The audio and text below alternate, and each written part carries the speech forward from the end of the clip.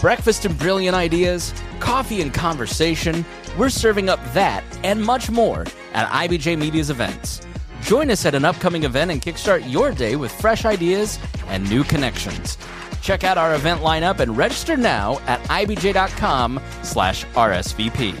This is Inside Indiana Business Radio for the afternoon of Friday, November 7th, 2025. I'm Alex Brown.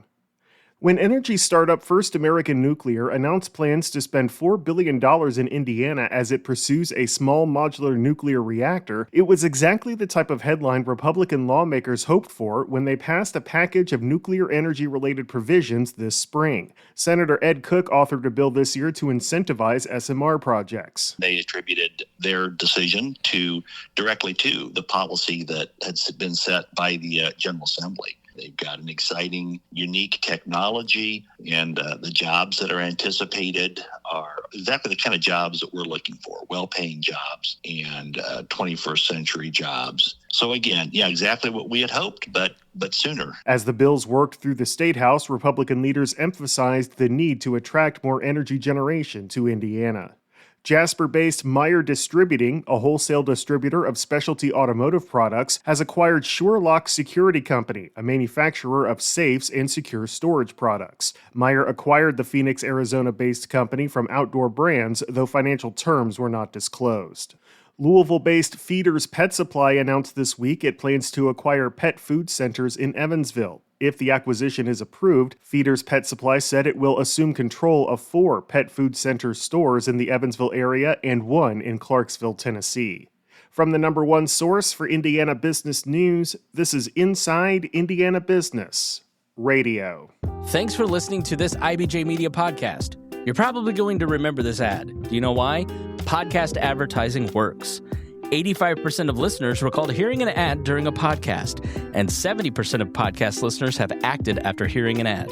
So whether you're looking to be heard across the entire IBJ Media podcast network, sponsor one of our shows, or just start with a 30-second ad, IBJ Media can help. Contact advertise at ibj.com to learn more.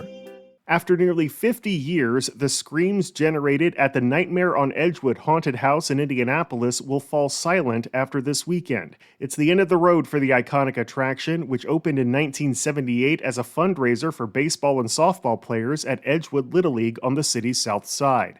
Longtime owner Kevin Cook said the decision to close was a tough one, but ultimately costs simply ran too high. We proceeded to try to buy the building, and that fell through. The rent's so high, trying to find a building is just outrageous. So instead of being put up against the wall, not knowing what's going to happen, we decided we were going to be done on our terms to give our customers one last season knowing it's the end. Nightmare on Edgewood will host its final haunts on Saturday. Looking ahead, Cook said the future of the haunted house and the site it's built on is unknown, but he's still looking for another operator to potentially take it over. JMS Engineered Plastics in South Bend has issued a worker adjustment and retraining notification detailing temporary layoffs affecting about 50 hourly workers, citing a downturn in orders and production. JMS said it will shutter the plant every Friday for hourly workers in November. In addition, the company plans a temporary layoff for its hourly employees effective November 14th through December 1st. From December 18th, the company will institute a year-end shutdown through January 5th. During that period, hourly employees will not report to work but may use vacation time to make up for lost income. Cult favorite gas station chain Buc-ee's is in late-stage discussions to open at least one mega travel center in central Indiana. 3 sources familiar with the matter told the IBJ this week that the Texas-based company is nearing a deal to purchase a nearly 28-acre site near Interstate 65 in Greenwood, as well as portions of multiple adjacent properties. Additional sources said the company is also eyeing a site east of I-65 in Boone County for a possible second store. If those plans come to fruition, the central Indiana locations would be the closest pair of any of the chain's stores outside of its home state, located no more than 40 miles apart.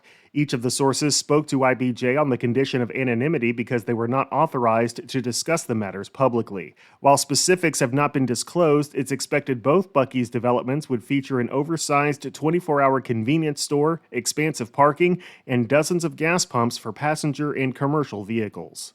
Indiana Landmarks CEO Brad Ward is this week's guest on the Business and Beyond podcast with Gary Dick, presented by PNC, a weekly conversation with high-profile Hoosiers in business, sports and entertainment, and beyond. Available now on the IBJ Media app or your favorite podcast provider.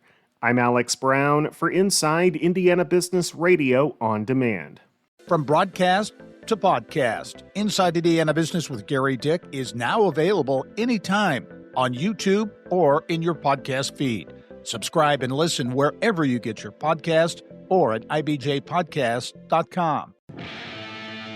The IBJ Media Podcast Network is the soundtrack of a growing state. Indiana is on the move, and you can hear it happening on the IBJ Media Podcast Network. We bring you the voices at the center of our economy, our courts, our companies, and our communities. Subscribe now and be part of the conversation that's building Indiana's future. Find all of our shows by searching IBJ Media in your podcast app or visit ibjpodcasts.com.